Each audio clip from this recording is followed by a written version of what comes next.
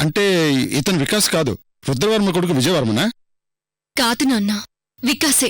వికాస్ యాక్సిడెంట్లో చనిపోయాడు కదమ్మా. చనిపోలేదు నాన్న, బ్రతికే ఉన్నాడు.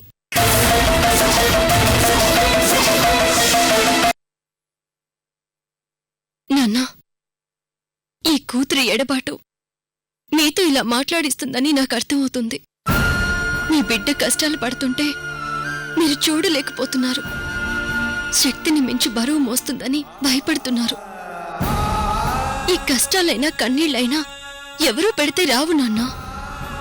మీ కూతురిగా నేను పుట్టడంలో నా ప్రమేయం లేదు. నేను మీకు దూరం అవడంలో మీ ప్రమేయం లేదు. నా కష్టాలకు కన్నీళ్లకు ఎవరూ కారణం కాకపోవచ్చు. అసలు మానవ జన్మకే మనం కారణం కాకపోవచ్చు. ఈ జన్మ దేవుడిచ్చిన వరం.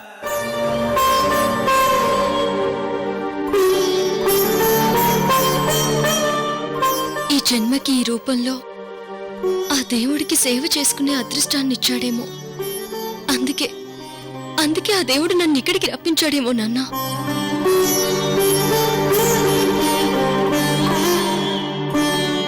ఎంతో పుణ్యం చేస్తే కాని మానవ జన్మ లభించదు అంటారు.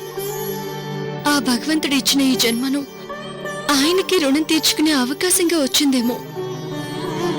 అది నాకు దక్కిన వరంగా, గౌరవంగా భావిస్తున్నాను.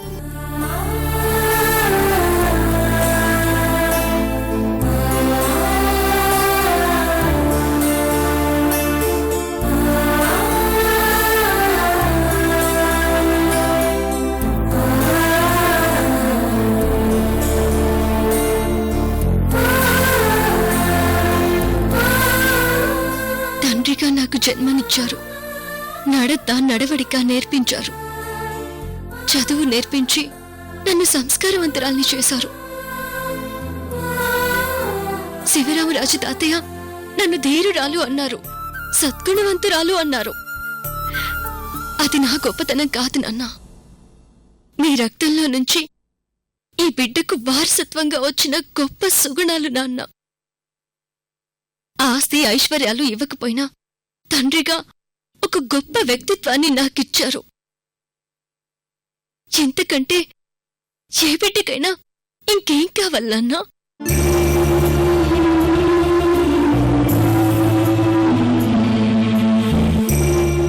ఇక ఈ కష్టాలేంటంటారా? ఎన్ని సమస్యలొచ్చినా నేను భయపడను. ఉవ్వెత్తున ఎగిసే కెరటాన్ని చూసి సముద్రం భయపడదు. ఎందుకంటే ఆ కెరటం సముద్రంలో పుట్టిందే. ఈ అమృత కూడా అంతే. ఈ బొబ్బర్లంకలో నేను ఎదుర్కొనే సమస్యలు కేవలం కెరటాల్లాంటివే. భయపడను.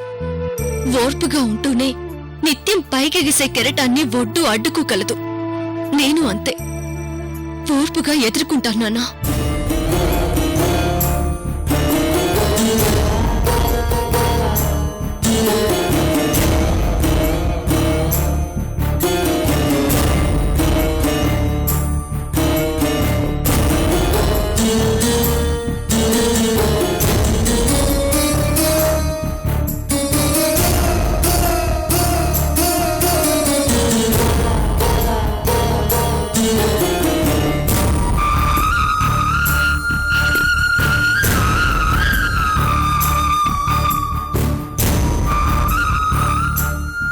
ఏంటి నన్ను ఆలోచిస్తున్నారు?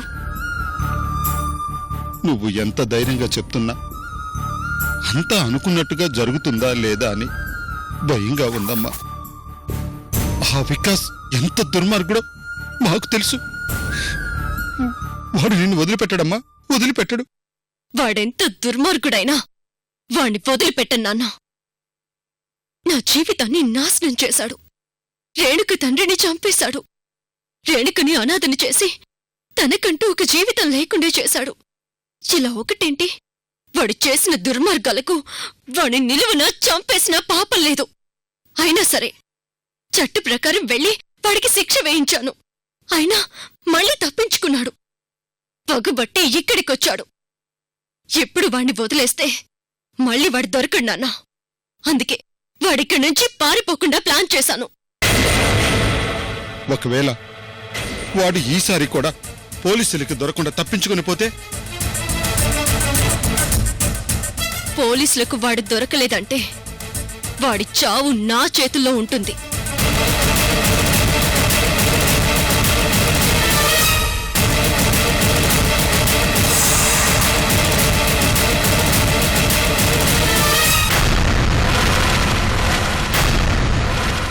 రుద్రవర్మ దగ్గర నుంచి పట్టడి తిరిగి సంపాదిస్తాను. ఫైనల్గా ఆ వికాస్ అంతంతోనే ఈ నాటకంతం ముగుస్తుంది నాన్నా.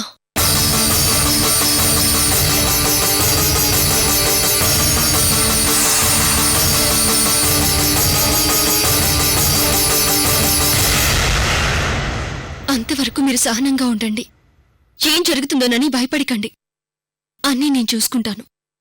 తల్లిదండ్రులుగా నిన్నీ పరిస్థితిలో చూసి బాధపడాలో, నీ ధైర్యాన్ని చూసి గర్వపడాలో అర్థం కాని పరిస్థితుల్లో మేమున్నాం. ఏమైనా ఆ భగవంతుడు నీకు అన్యాయం చేయడని మాకు నమ్మకం ఉందమ్మా. నువ్వు క్షేమంగా ఉండాలి. ఈ కష్టాలన్నీ తీరి నువ్వు మాతో సంతోషంగా ఉండాలి. ఈ ఒక్కటి జరిగితే చాలమ్మా మాకు.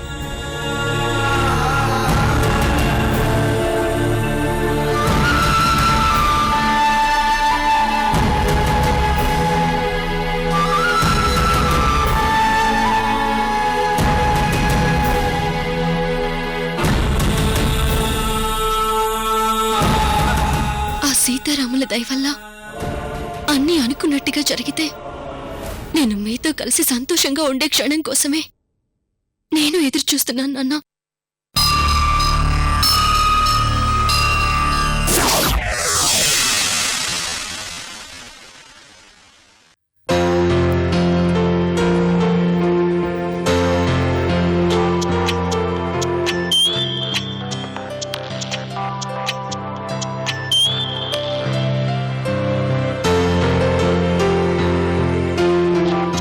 ఒక్క నిమిషం నాన్నా, ఫోన్ చూస్తాను.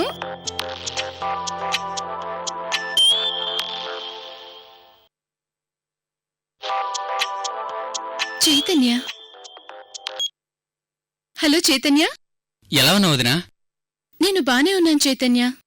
గంగాధరం ఎలా ఉన్నాడు? గంగాధరం ఆడుకుంటున్నాడు చైతన్య. వదినా, నువ్వెళ్ళి వారం రోజులైంది. ఎలా ఉన్నావో ఫోన్ కూడా చేయలేదు. తాతయ్య నేను కంగారు పడ్డాం. సడన్ గా ఢిల్లీ వచ్చానని తాతయ్య కంగారు పడుతున్నారా? ఇంట్లో మీరు లేకుండా వారం రోజుల పాటు అంటే కష్టమే కదా వదినా.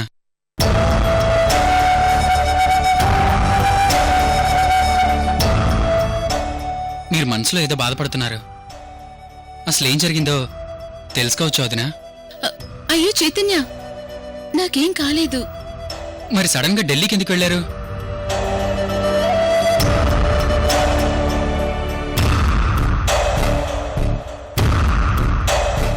సునైనని చూడాలనిపించి వచ్చాను. వదిన అంటే తల్లితో సమానం అంటారు. నేను మీ కొడుకుని అనుకోండి. మీ బాధేంటో ఈ కొడుకుతో పంచుకోలేరా?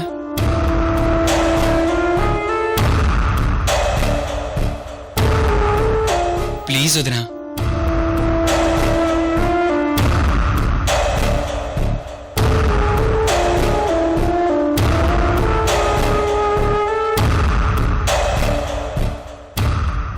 హలో హలో వదినా.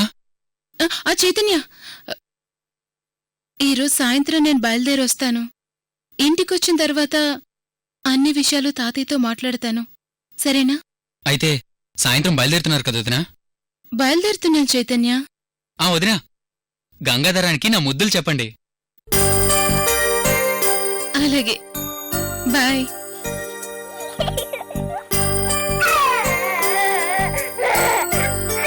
బాయ్, టేక్ కేర్ వదినా. గంగాధరం జాగ్రత్త.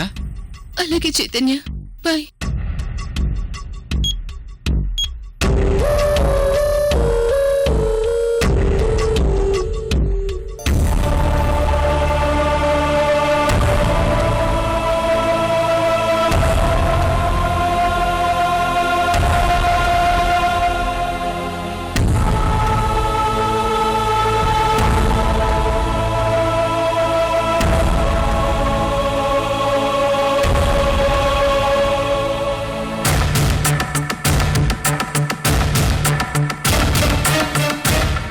చైతన్య కాల్ చేశాడు కదా?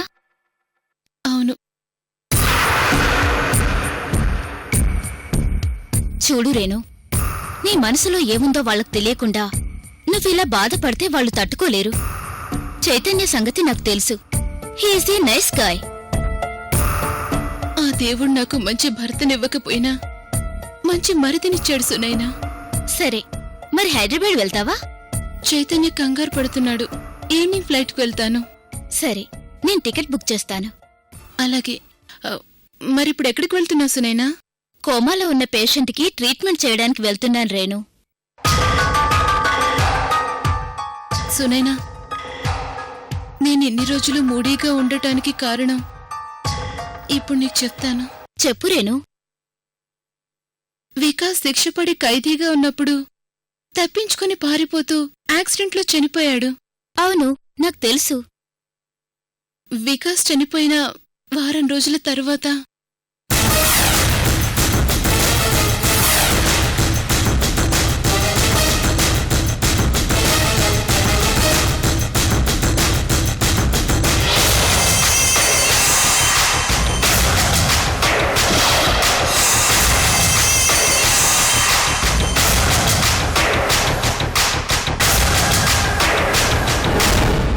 నీ మొగుడు చచ్చాడు కదా, అతని ఆత్మ రాత్రి మా ఇంటికి వచ్చింది.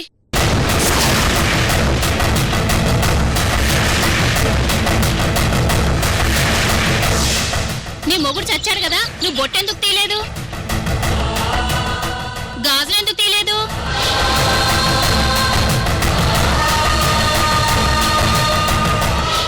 మీ మనవడు ఆత్మశాంతి కోసం బొట్టు గాజులు తీసేస్తే సరి.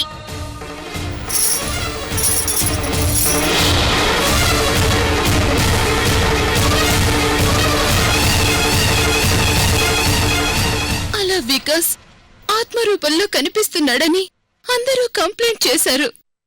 ఆ సమయంలోనే నా ఫ్రెండ్ శర్వాణి వికాస్ డెత్ వెనుక ఏదో మిస్టరీ ఉందని డౌట్ క్రియేట్ చేసింది. ఒకరోజు నాకు తెలిసిన ఒక కోయదొర కనిపించి, నీకు వైధవ్యం లేదు, నీ భర్త వికాస్ బతికే ఉన్నాడని చెప్పాడు.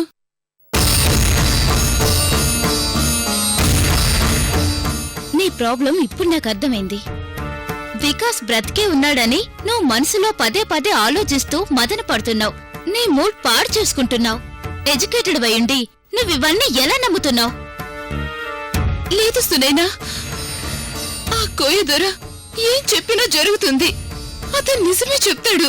సరే, వికాస్ బతికే ఉన్నాడా లేదా అని డిస్కస్ చేసి నీ మూడ్ సెటిల్ చేయడానికి నాకు కొంచెం టైం పడుతుంది. ఇప్పుడు కోమాలో ఉన్న పేషెంట్ దగ్గరికి వెళ్లి ట్రీట్మెంట్ చేయాలి. ఆ పనయ్యాక నీతో డీటెయిల్ గా మాట్లాడతాను, సరేనా? అలాగే.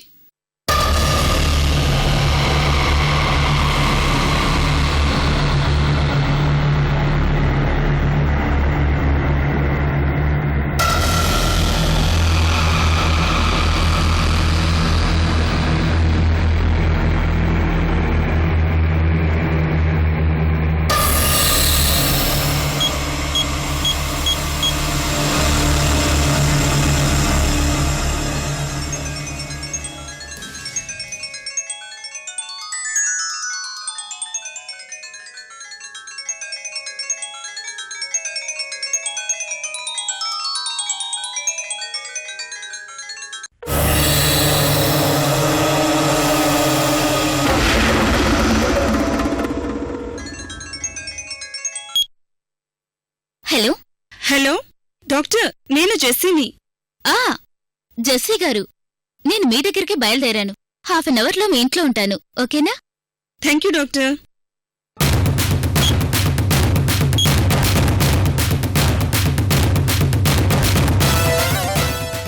వికాస్, నీకోసం ఇంకో స్పెషల్ డాక్టర్ని రప్పిస్తున్నాను, తెలుసా?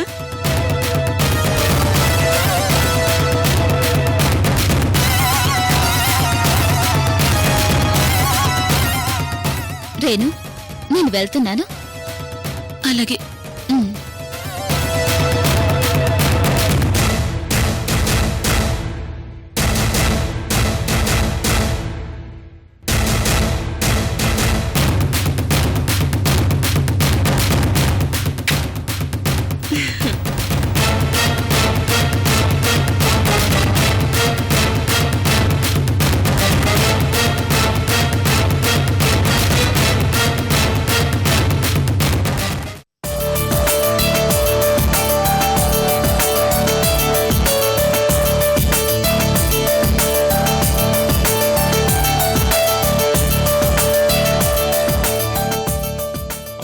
లక్ష్మణ, ఏంటి నాన్న? అందరూ వచ్చినట్టేనా? వచ్చారు నాన్న.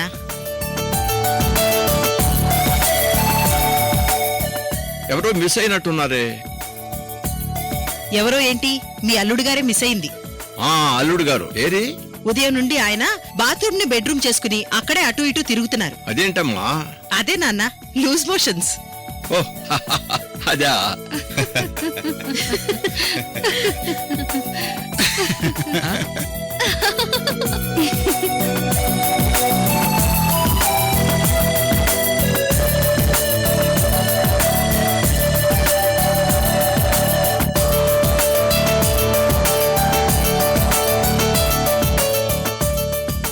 అనసూయ, కాబోయే కోడలు మొదటిసారి వడ్డిస్తుంది. మొహమాట పడకుండా తిను.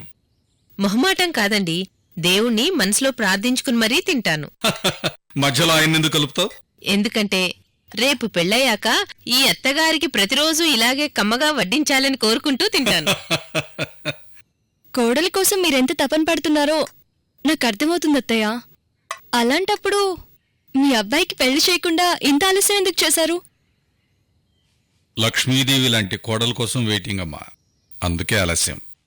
ఆలస్యం అమృతం విషమని మీకు తెలీదా మామయ్య గారు? ఆ సామెత నాకు వర్తించదమ్మా. ఎందుకంటే ఆలస్యం చేసినా ఈ అమృత నా కోడలవుతుంది కదా. అవును డాడ్, చాలా బాగా చెప్పారు. అయితే మీ తండ్రి కొడుకులిద్దరూ నా కోసం కాచు కూర్చున్నారన్నమాట. మేం కాసు కూర్చోవడం కాదు అమృత గారు, మీ తలరాత మా ఇంటి కోడలు కావాలని రాసిపెట్టుంది. అందుకే ఇంత దూరం వచ్చాం. బాగా చెప్పే విజయ్. ఏమైనా మీ తండ్రి కొడుకులు ఎదుటి వాళ్ళ తలరాతను మార్చే అఖండులే.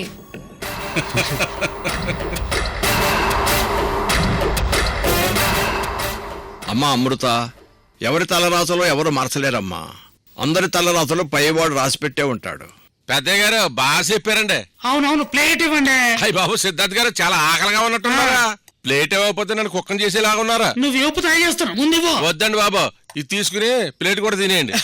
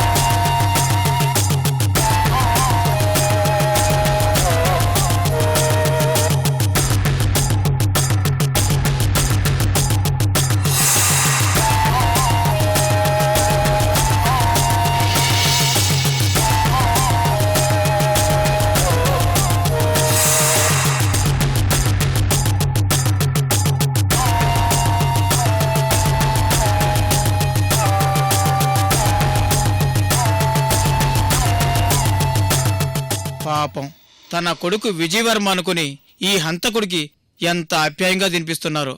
ఏమైనా నేను తప్పు చేశాను. డబ్బు కాసిపడ్డాను. ప్రాణం పోతుందని భయపడి నిజం దాచాను. నన్ను క్షమించు బాస్.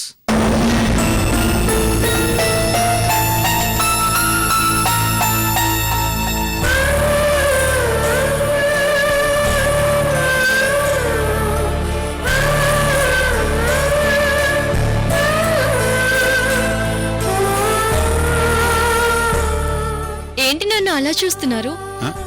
ఏం లేదమ్మా. భోంచేయండి నాన్న.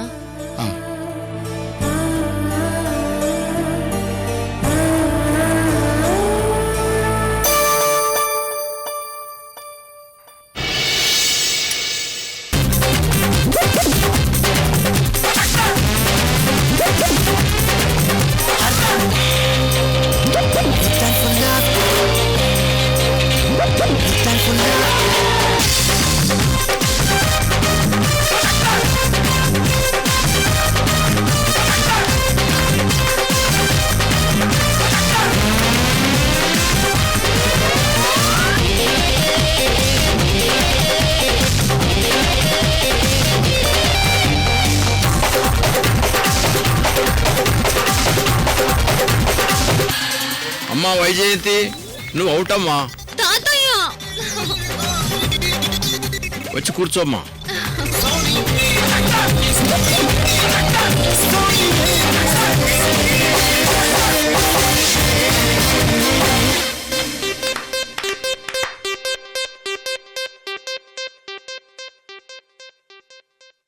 నన్ను అవుట్ చేయగలిగావు ఓకే, కానీ నా కొడుకు విజయ్ని అవుట్ చేయలేవు. ఛాలెంజ్. ఛాలెంజ్